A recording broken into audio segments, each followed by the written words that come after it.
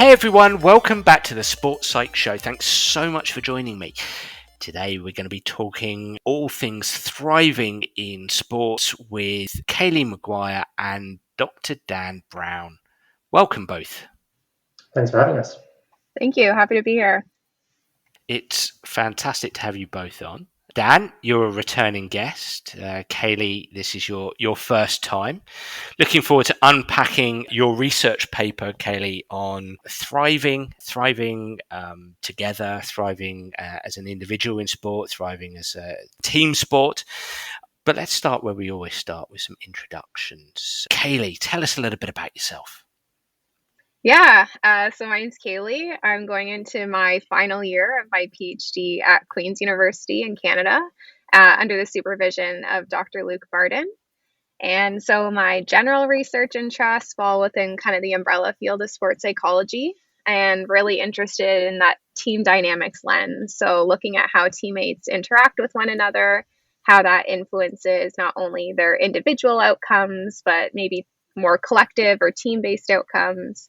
And my dissertation specifically, I'm looking at this idea of trust and how trust is important to build between teammates and coaches, support staff, and kind of the experiences around trust, what that means for athletes, and in relation to kind of both performance and well-being outcomes. And that's kind of where my interest in thriving came from. As a former athlete, I competed in cross-country running and track and field throughout my undergraduate degree. So that's kind of where my interest in sports psych peaked. So it's been great to be able to apply what I'm learning in the lab with my own life. So that I find a really rewarding part of research. I was going to ask you what your athletic background was, cross-country. And does your interest in sports psychology stem from seeing sports psychologists, reading about sports psychology? What started that initial interest? Yeah, I think like cross-country running and track and field are really interesting sports in terms of like the dynamics of a team. Even though I'm competing on my own and by myself, my performance was very much influenced by my teammates at practice and trying to achieve those team level outcomes. So I always found that really interesting to be able to apply kind of that team dynamics lens to my own life. And then also kind of that pressure of performing well, especially when you're competing on your own. That sports psych kind of lens really helped me and supported me throughout that process to develop some tools that I could use so that not only was I achieving high levels of performance, but I was feeling mentally well while doing it. So yeah, for sure, it definitely shaped kind of my research path to date. Yeah, I never really see cross-country running through the lens of teamwork and being in a team, but I suppose it is, isn't it? Yeah, for sure. And especially when you're running a race and you can't necessarily see your teammates and you don't know where they are, but everyone's scores count towards kind of this total outcome. You really need to trust your teammates in those instances. And Dan, Dr. Dan Brown, tell us a little bit about yourself. Yeah, hi everyone. So I'm Dr. Dan Brown. I'm based at the University of Portsmouth in the UK. I'm a senior lecturer there and I've been here now for 6-7 years. My work predominantly focuses on thriving and how we create thriving environments within sport. I've also dabbled a little bit outside of sport as well, looking in surgical contexts and surgeons. And yeah, here at Portsmouth, I've kind of got a team of researchers that I work with, student researchers who are building our knowledge base on thriving and how we create thriving environments. And I guess the aspiration really is to apply the research, the conceptual work that we do to real life settings and trying to work with sport organisations and work previously with the English Institute of Sport, currently working with Sport Wales, looking at how we can shape sporting environments for the betterment of all involved, those coaches, athletes, support staff, and yeah, trying to create these environments for performance, but more importantly or equally important for well-being and mental health. So that's a little bit about the work that I do from a research perspective. I also lead our undergraduate program in sport and exercise psychology at Portsmouth, which is a program that's doing really well, growing quite nicely. So I really like the opportunity of sort of teaching undergraduate students, but also working with doctoral level researchers and kind of advancing the research that we do as well. Well, we're here to unpack a research paper that you've co-written alongside some colleagues, Desi McEwen, Rachel Arnold, Luke Martin, who's your supervisor, Cailie, as you mentioned earlier. This research article is entitled Thriving Together, Conceptual and Methodological Considerations for Examining Thriving in Interdependent Sport. We're going to unpack that. I'm assuming this is part of your PhD, Cailie? Yeah, it's actually really interesting kind of how the collaboration came to be. In Canada, all PhD students kind of have to go through this examination process. And with my interests and kind of outcomes that map onto thriving really well, we had asked Dan to be part of my examination committee. And this kind of stemmed from a question that he had asked me throughout that process. So it was kind of cool to see that paper come to life through the collaboration of other researchers as well. Now, Dan, you've been on the show to talk about thriving before, and this is an area that really interests me. You know, we're greedy, aren't we? We want well-being and performance, and that's basically what thriving in this literature is. Why don't you give us a little bit of an introduction into the world of thriving in sport? Yeah, okay. So thriving has been looked at in sport for a little while now, and it's really started to burgeon, I guess, in the last few years, with different research groups around the world exploring it and looking to examine it. Within the work that we've been putting together, we consider thriving to be this joint experience of development and success. Kind of a human thriving is about experiencing both development and success. But when we start to unpack that and think about, well, what does that mean in practice? What are the visible outcomes or what are the visible metrics that we might start to use? And we think about it within specific contexts such as sport. We settled on performance and well-being being those key markers based on some of the empirical work that we had done and interviews that we had done. So we established what thriving meant within sport to those who were involved in sport. And what we've then subsequently done is started to try to understand, well, how do we bring that experience about? So what are some of the enablers or what we call process variables that bring thriving to be? So thus far, we've looked to sort of explore and predict thriving on an individual level. So what it means for individual athletes to thrive. And we've done some qualitative work in settings such as professional rugby, where the players there shared about how their relationships to one another and also their association and relationship to the club were really, really important for their experiences of thriving. We've also done some work in Olympic organisations where we've tried to understand and support the national governing bodies in creating environments for thriving there. And again, looking at openness, understanding, trust within those relationships. So we've looked quite heavily, I guess, at some of the social determinants that bring about thriving. But we've also identified what we might consider, I guess, personal determinants or personal characteristics. So things like resilience and mental toughness sometimes get mentioned as being factors that bring about individual thriving. So that's kind of how we started to build our foundational knowledge of what it means to thrive in sport and how we can start to bring about it. And as I sort of alluded to earlier, we're now starting to move into the space of, okay, well, how can we use this knowledge to start to work with sports and to further bring environments for those individuals within it to thrive.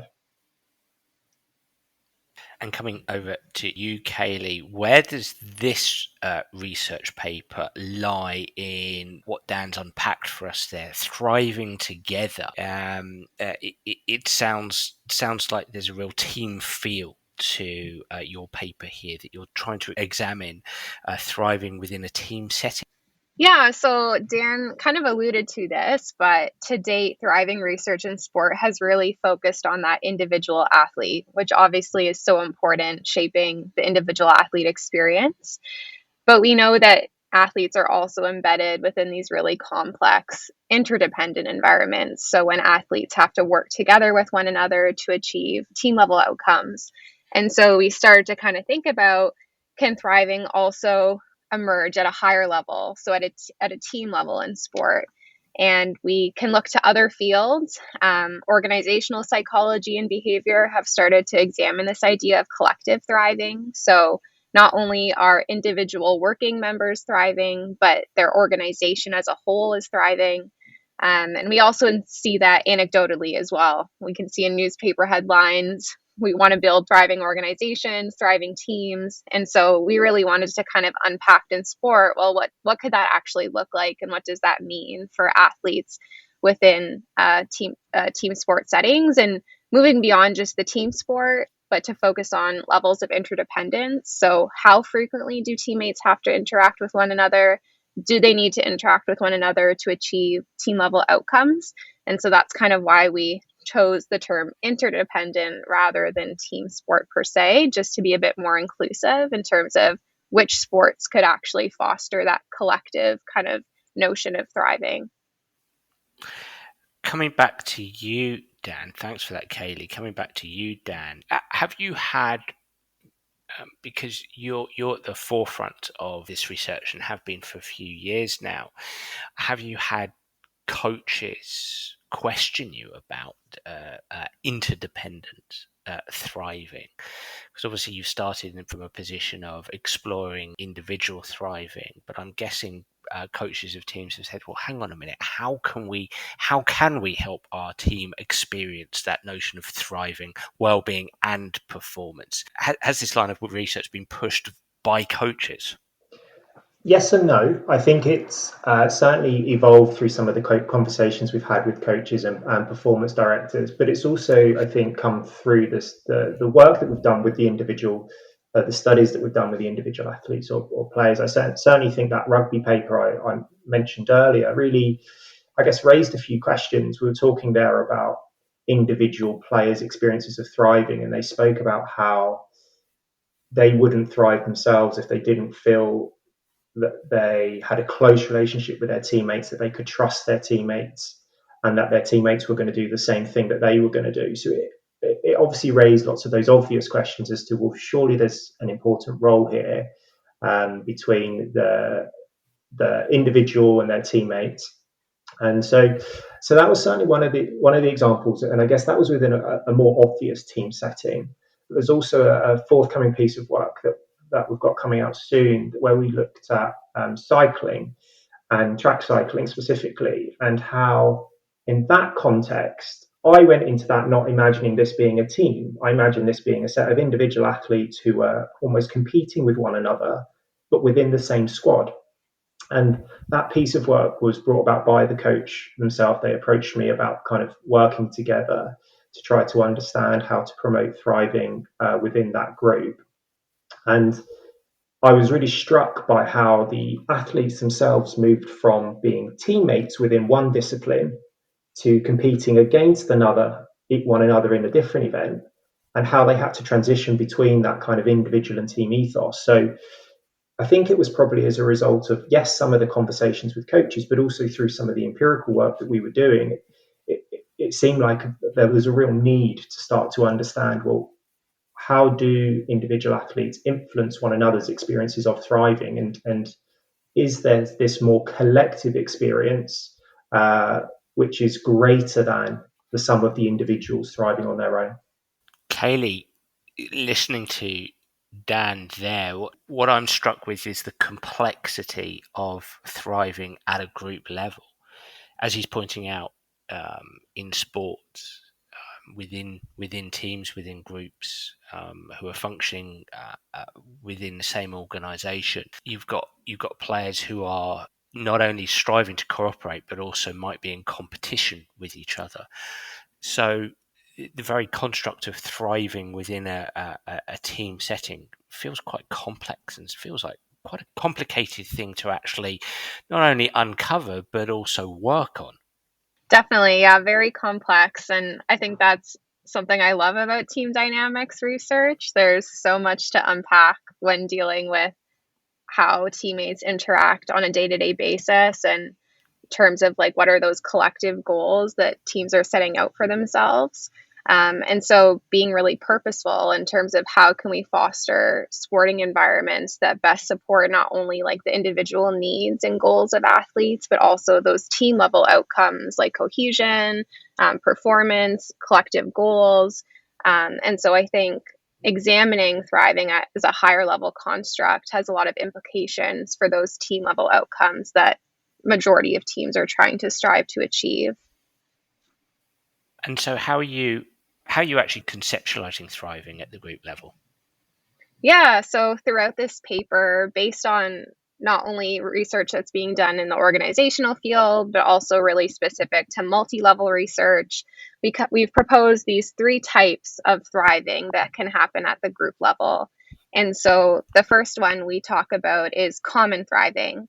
And that's when team members perceive themselves to be individually thriving at the same time. So having each athlete reflect on whether they're satisfied with their performance, they're satisfied with their well-being, and then as a whole, what does that mean for the team? The second type of thriving is team level thriving. So team members perceive their team as a whole to be thriving. So moving away from that individual to now looking at the team as this collective entity. So do athletes consider their team to be thriving together? And then our third form being collective thriving. And so that's actually the integrated perception of team members that we as a collective consider our team to be thriving. So that's kind of how we've grounded thriving at the group level in terms of common team and collective thriving groups. Would you suggest that those three are hierarchical? So common being at the bottom, collective being the most efficacious form of thriving?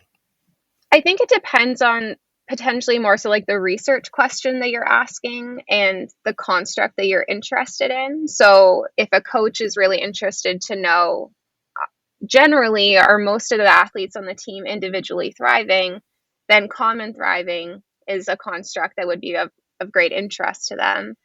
In comparison, if they want to know at a really high level, does my team as a whole, do all my team members think that we're thriving together? Then collective thriving would be the construct that is kind of more of interest. Which of course, all three of these, it's a very conceptual paper. We want to dive more into this in terms of how do athletes and coaches actually define thriving at a group level and how they resonate with each construct. And so, yeah, depending on kind of the research question and your aims of promoting thriving at that group level, then each one kind of can play its own role. Dan, do you think at the coalface, coaches would perceive a collective thriving as more efficacious than common thriving? I think it's a good question, and I don't think it's a straightforward answer. I think one of the things when we were putting this paper together was the more we spoke about it, the more complex things got. The more when Cailie first addressed the question within her assessment that I set for her, we started with one landscape, and subsequently through lots and lots of conversations, we've obviously ended up with these three different types. I think one of the things with collective thriving as a term, as a label, is the integrated nature of it. So actually, how are all of the moving parts within our team, all of the individuals, how do they come together to thrive? Are there certain individuals whose experiences are more likely to influence those of other members of the team? So I think I think from that perspective, are the coaches wanting everyone in the team to individually thrive, or are they wanting them to be one cohesive group together and collectively as a unit feel like they're thriving and have that more shared experience? Then if we're leaning towards that more shared experience, then yes, I think collective thriving is probably more what they've got in mind. But I think that becomes a more complex thing to then predict and to understand. That doesn't mean we shouldn't aspire to that, but I think it kind of reflects the complexity in the team dynamics that do exist within these settings. Staying with you, Dan, what factors mediate a sense of collective thriving, common thriving, team level thriving? So we've not yet done any work in sport, and this paper really sets the groundwork for the future Yeah. work that we'd hope to do and we'd encourage others to do in this field. But what we can do is take lessons from collective thriving work that's been taken place outside of sport and typically within the organisational literature, albeit with the caveat that they see thriving slightly differently in that setting to the way that we do. But the sorts of facilitators or factors that have been shown to bring about collective thriving in those settings are things like emotional contagion. So when we're thinking about how someone's experience might affect somebody else's, if we're thinking about emotions and things like affect, how emotion might be contagious between one person and another. They've spoken about leadership and the types of leadership behaviors that might be present within those environments. So there's been some work that's looked at servant leadership and the influence that that's had, as well as authentic leadership. So different types of leadership behaviors and the influence that they have on perceptions of collective thriving. One of the variables that I think is really quite interesting is attunement. And this is the idea where it's a team's ability to self-regulate development and well-being through their emotional and sensory cues. So I guess that's a really interesting variable to try to understand in terms of how that connects each individual person within that collective and that evolving kind of constantly dynamic space, and how well they're able to understand and manage themselves as a group. So that would be something that I think would be really interesting and exciting to further understand in sport. Just as you were speaking there, Dan, I was considering thriving from a coach's perspective. Cailie, coming to you here, perhaps. Are there any thoughts around thriving for coaches? Because obviously we've got teams of coaches, we've got small units of coaches. I work with managers here in England in, say, the Premier League who have 2 or 3 coaches that work very hard. They're working 12, 13, 14 hours a day. They're stressed, they're anxious, they're worried, they're doubting. And so thriving is a very important topic for them, their own performance, their own well-being. Any thoughts on that? Any key findings from research with coaches? Yeah, that's a really interesting question, and kind of reinforcing again the complexity of sport that's inherent in every different team environment is having these different subgroupings of coaches and support staff, potentially healthcare staff and practitioners that are trying to best support and guide their athletes. And so it's a really interesting question in terms of, do we need our coaches to be thriving to help facilitate our athletes to be thriving and reach that collective level on that part? And so I think definitely future research would benefit from examining, do coaches perceive themselves to be thriving? Can they thrive as a collective coaching staff? And potentially, what are those implications on kind of exuding that influence onto athletes and the collectives within the teammates? As Dan mentioned, emotional contagion serves as a huge mechanism for this outside of sport in terms of the organizational research. And so are athletes catching emotions from coaches, and is that influencing their ability to thrive as a group as well? So I definitely think kind of broadening our perspective in terms of which different groups of collectives can thrive would be like a really interesting next step for this research. Dan?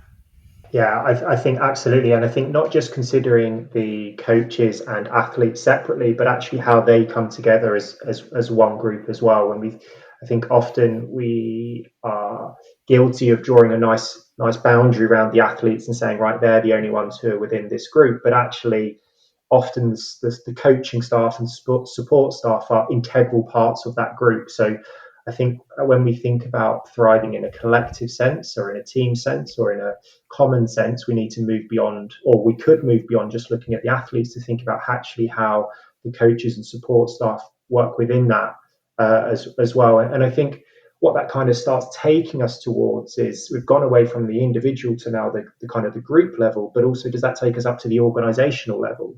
So what does it mean for an organization to thrive? Because an organization will have various subgroupings within it.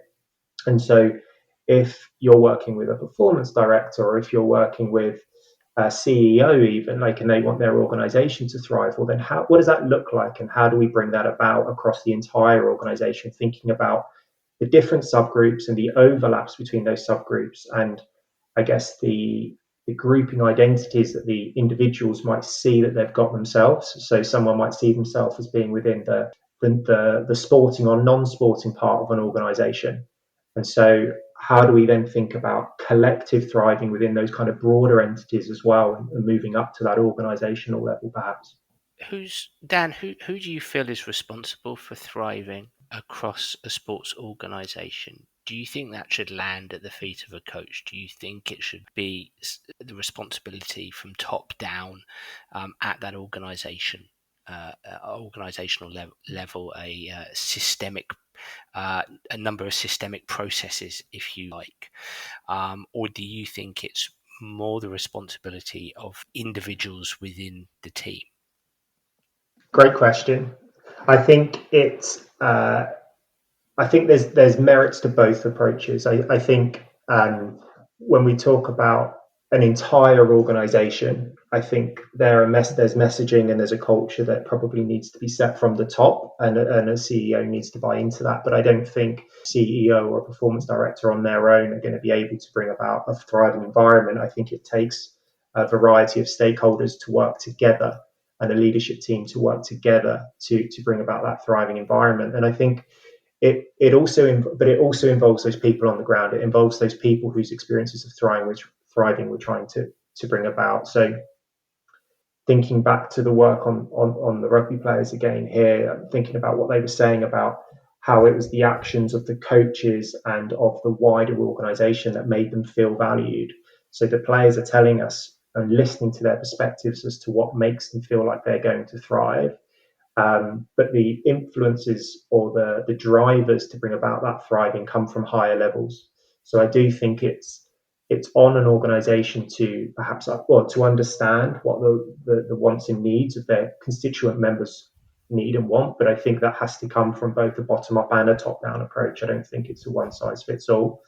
And I think, but I think working integratively, working systemically across an organisation can have the greatest effect in creating that environment and that culture for people within the organisation to thrive. Question to either of you: is this easy to measure?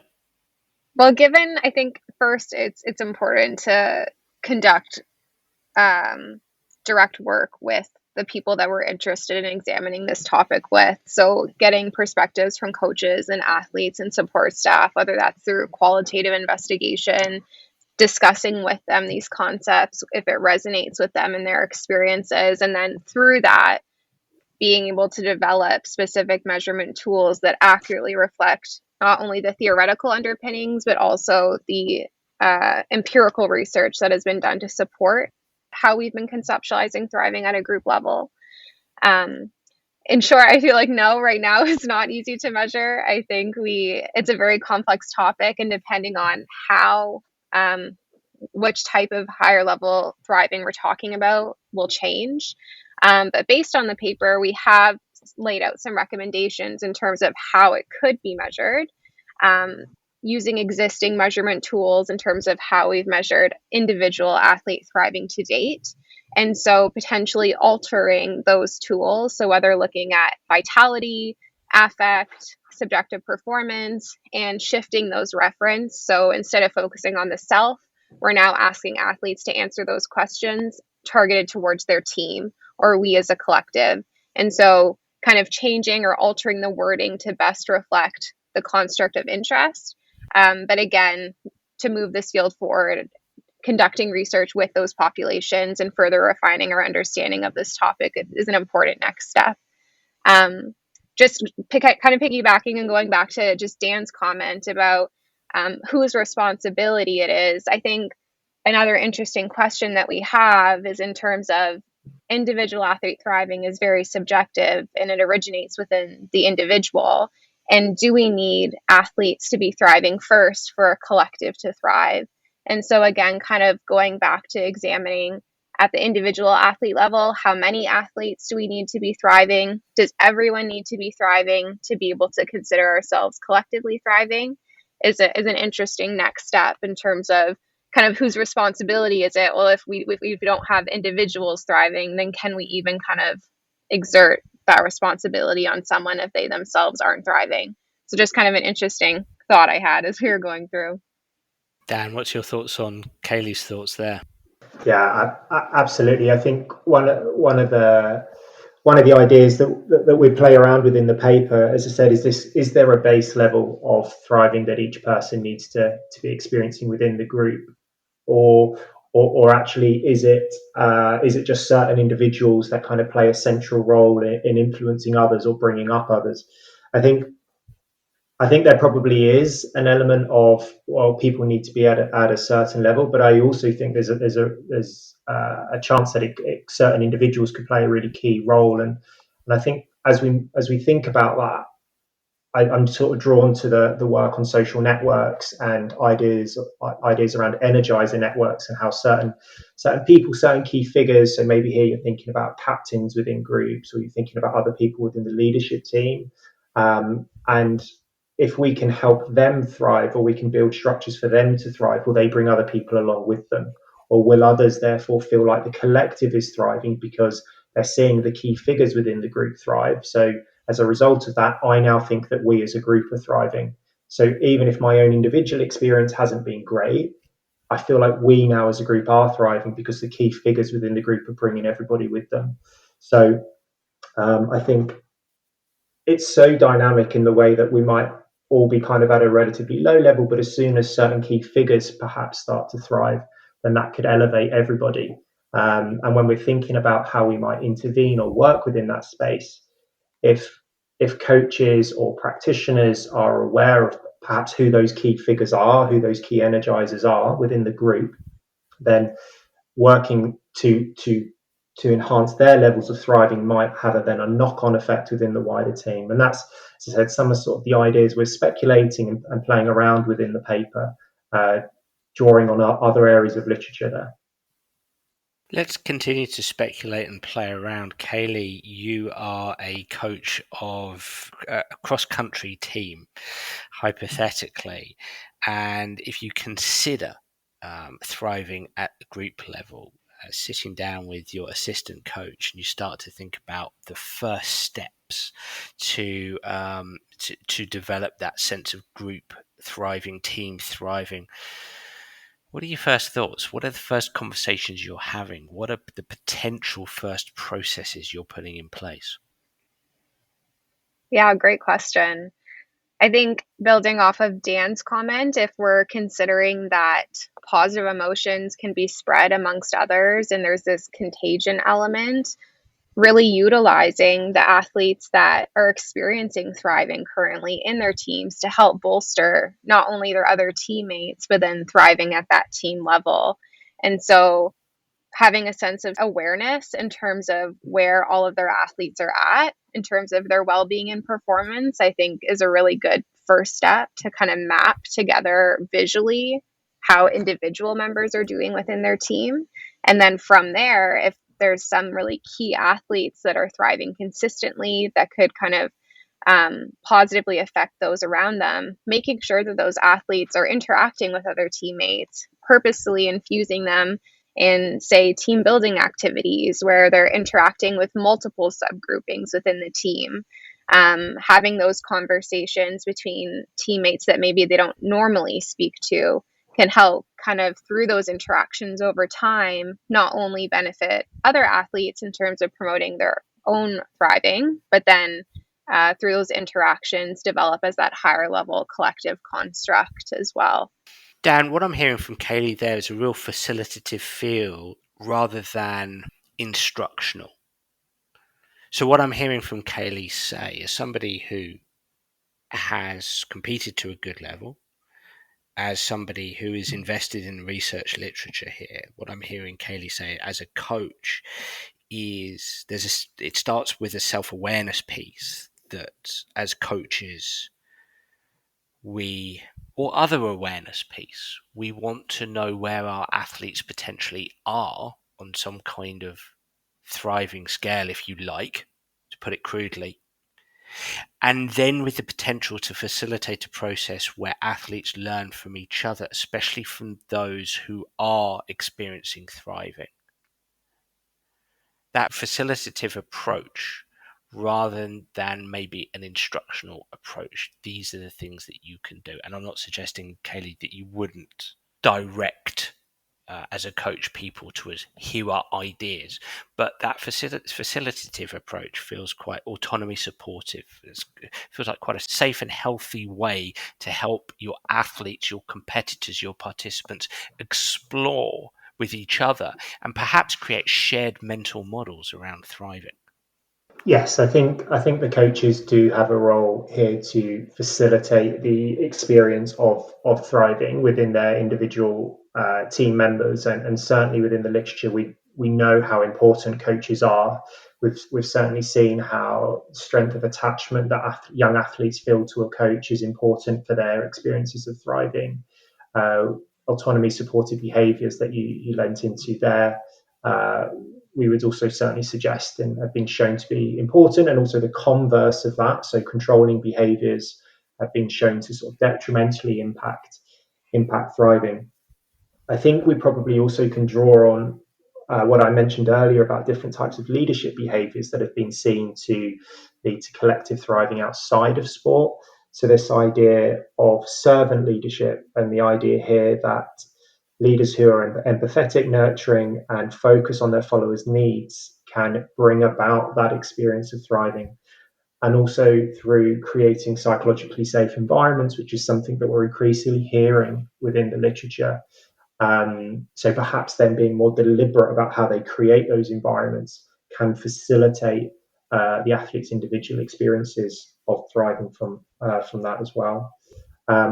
There could also be an element of coaches modeling the types of behaviors that bring about thriving as well. So again, drawing from the organizational psychology literature, the idea of authentic leaders, so those who have high ethical morals and work collaboratively, um, have also been suggested to bring about collective thriving within their so-called followers or within their teams. So I think there's an element of sort of creating spaces to facilitate thriving within their groups, their teams. There's also an element of modeling certain behaviors, which can then be mirrored within their athletes to bring about thriving as well.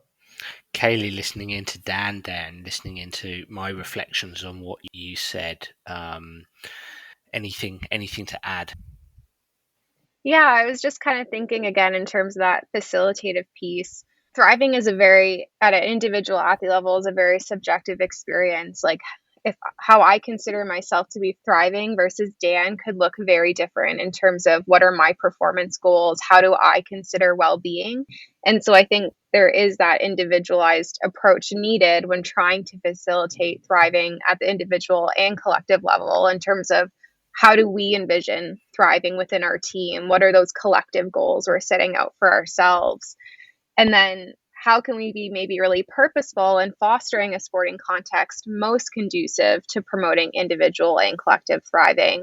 And so that can be considering intrapersonal factors again, so things within the individual, like the resilience or proactive personality, but now also really emphasizing the interpersonal and environmental factors, given that we're transitioning to this group level construct. And so, what are those norms that the leaders and coaches are engaging in to kind of set that behavioral standard or expectation for teammates?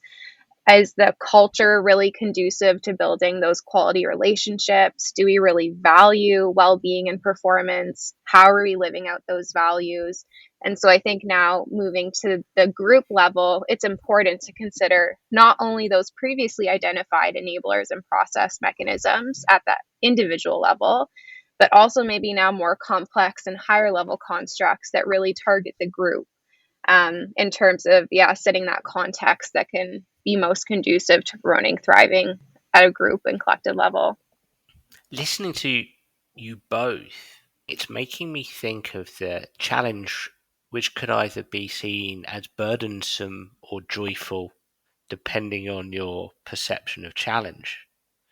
The challenge for coaches here of thriving at the group level because of individual differences. that one person's stretch is another person's stress? I think trying to make those, I think having an appreciation and an understanding of your individual athletes is crucial for promoting thriving on an individual level, and then I guess collectively as well. I think one of the things that's come to light through some of the work we've done before is the time that it takes for these relationships to build.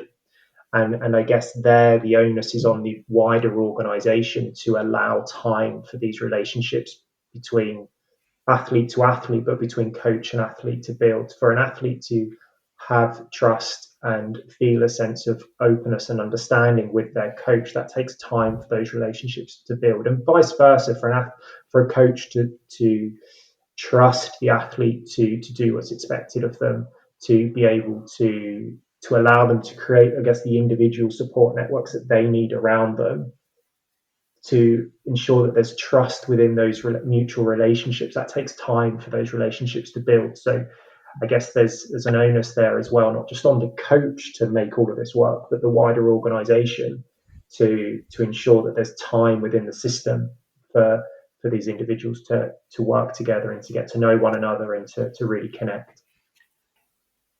And if I may then, just briefly staying here with you, Dan, when you think of your work in rugby, and we can translate this to, let's say, football, soccer, Premier League here in England, you mentioned time.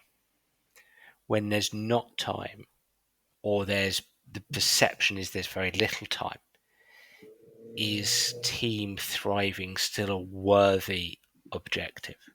I absolutely believe that it's a worthy objective, because I believe in a sporting world, where we not just promote performance, but we also look after the individual members within them.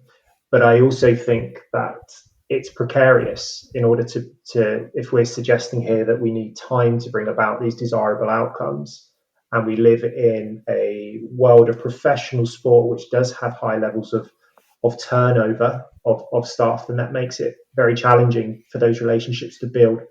And again, certainly from those rugby players, they were sharing about not just coaching turnover, but also player turnover being a source of anxiety that potentially undermines their own individual experiences of thriving, and also the sense of trust that they have in one another, because they've got new faces that they're playing with and they haven't had time to build those relationships with one another. Now, I think it would probably be naive to suggest that, well, therefore every club should allow a really long period for these relationships to build, because that's also not the reality that we live in. But I think where we can provide opportunities for interaction between the group, where we can provide more opportunities of interaction between the coaching staff and the players themselves, to try to increase the frequency of interaction, and then perhaps that will go some way to mitigate the duration element, or the time element that might exist. Taking you up on this notion of frequency of interaction, Cailie, coming to you, you've been an individual athlete in what feels like an individual sport, but is often you compete as a team, as we talked about earlier in college sport. When you reflect back, and please feel comfortable to answer this in any way that you choose, but when you reflect back, do you feel that there could have been more interaction between yourself and your teammates to work in servitude of team thriving? Can you get a bit lost as an athlete in terms of it's individual?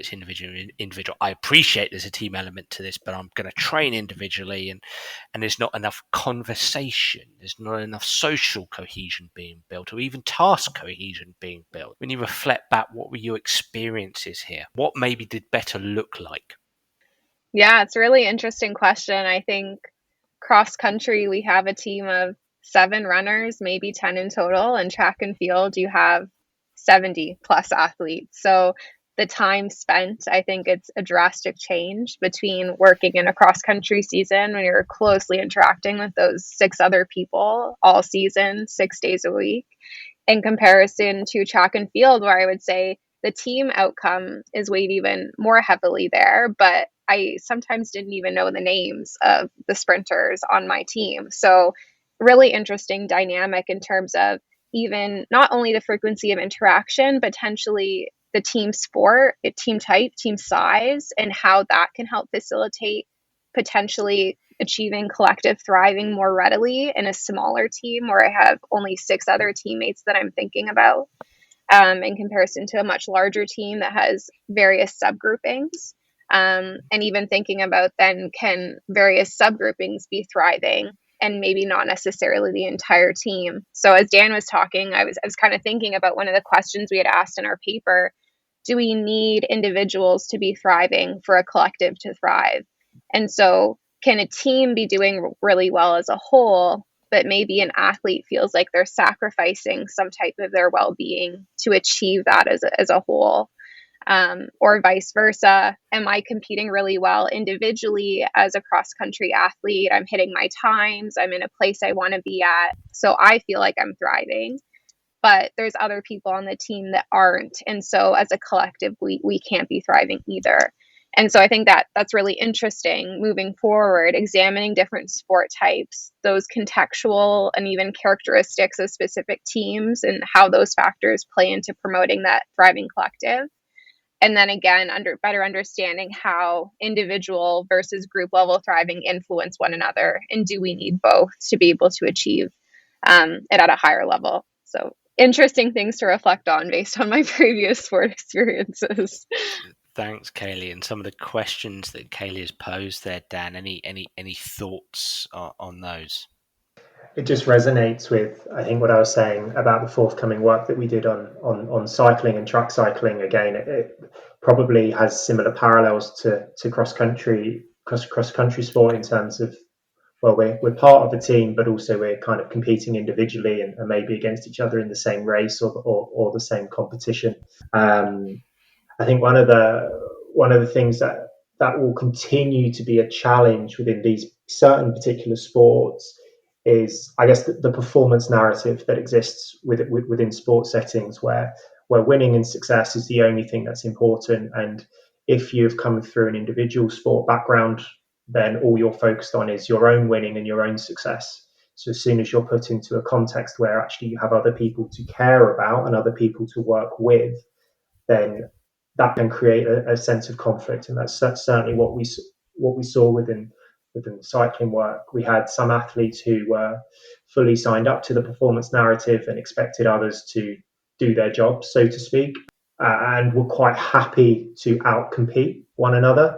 Whereas there are other athletes in the group who were buying into perhaps the broader coach's perspective, which was actually, let's create a thriving narrative rather than a performance narrative. Let's create an environment where everybody works collectively together, perhaps where we start to share knowledge between one another and we will try and enhance everybody's performance and well-being experiences.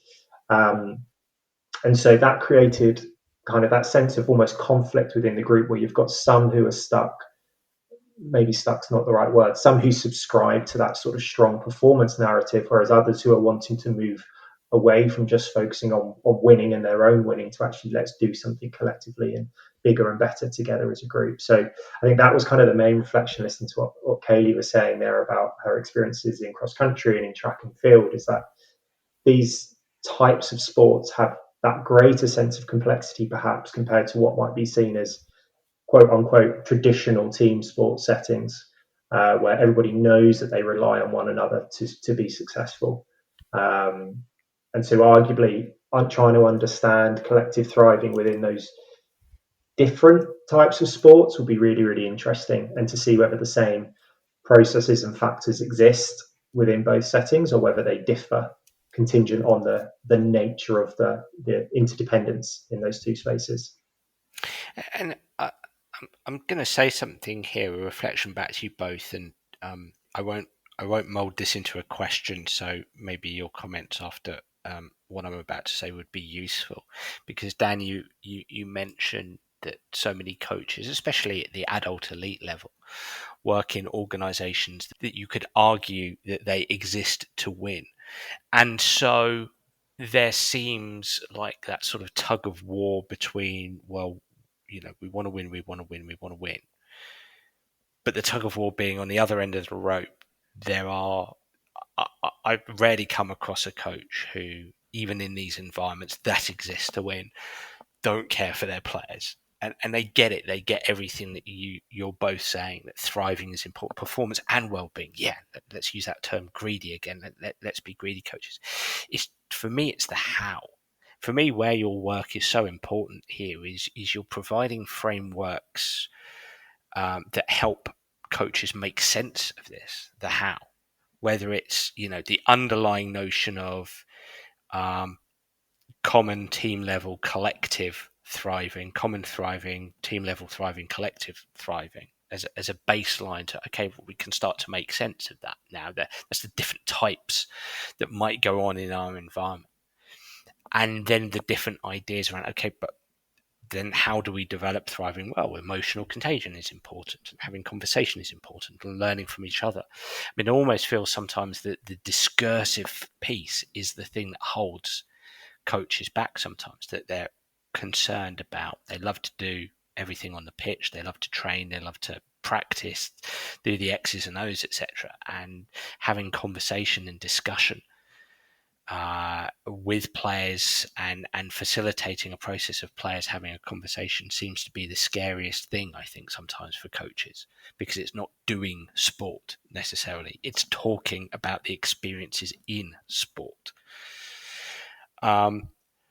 So a couple of minutes of ramble there, but that's just my reflection on the importance of this. Is it's creating frameworks, and from those frameworks, the how. And I think it's the how.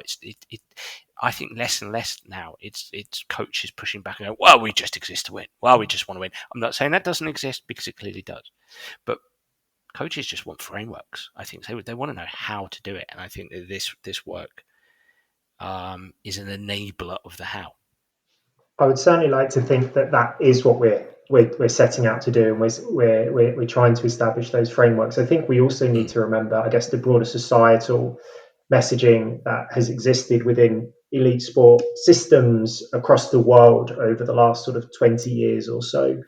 To speak from, I guess, both the British and the Canadian perspective, head of Vancouver, Canada had the own the podium perspective.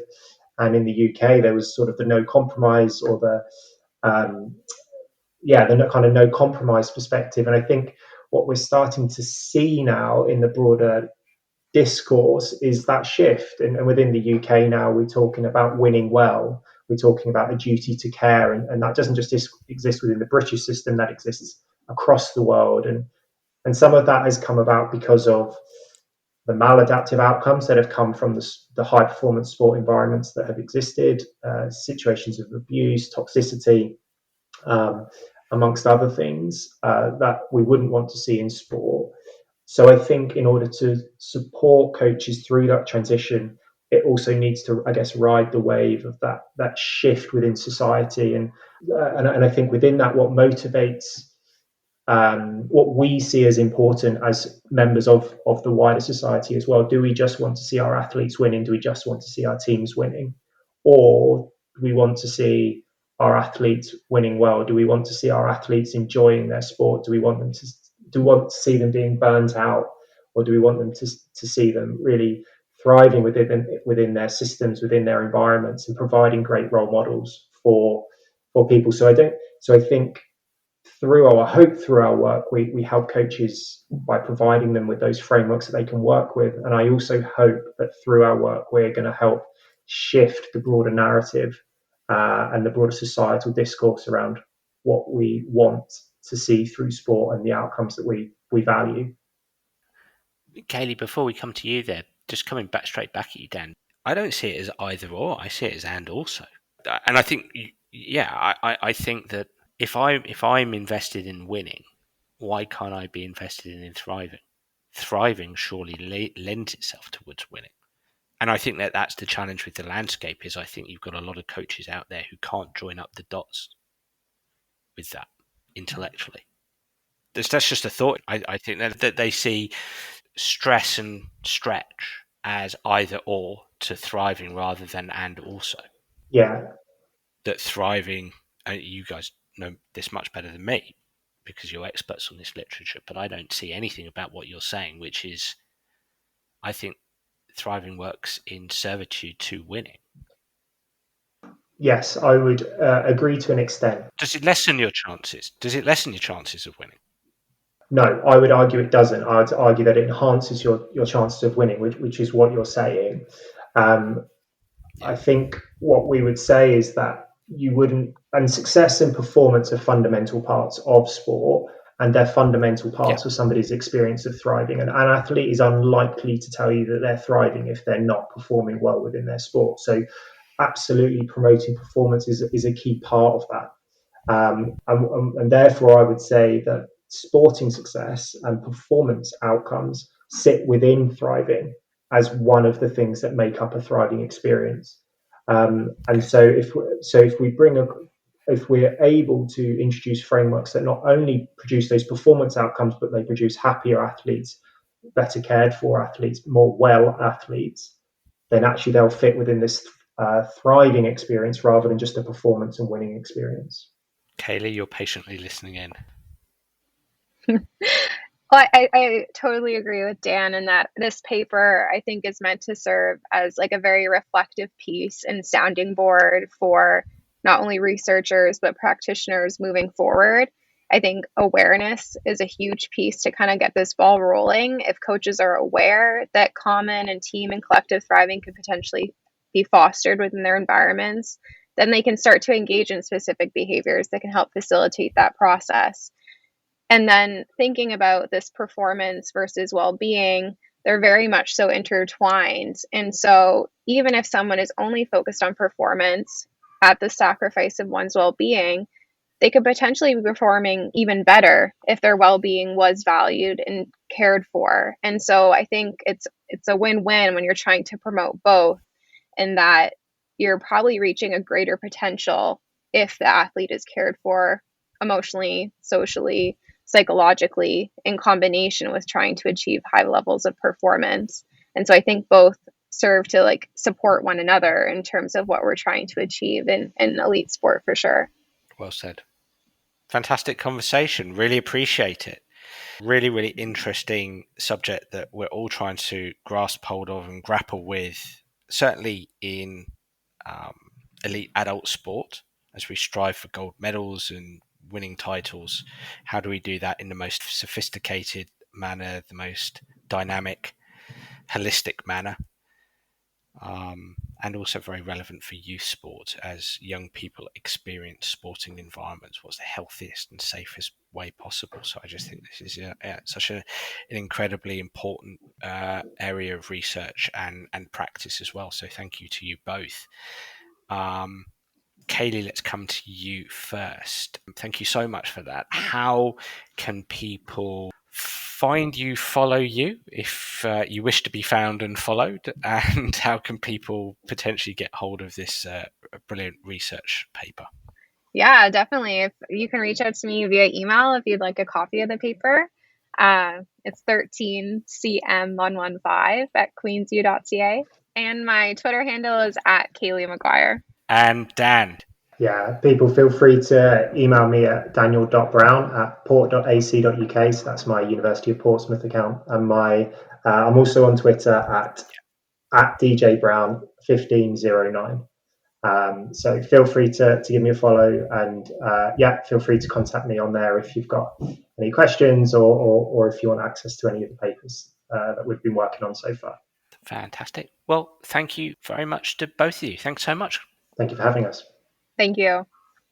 Well, everybody, I really enjoyed that podcast and I'd love to know what you, the listener, thinks. So please do get in touch via Twitter or Facebook or through my website, danabrahams.com, to tell me what you think of the Sports Psych Show. I'd be delighted to hear any suggestions that you have. I'm already looking forward to next week's episode. Bye for now.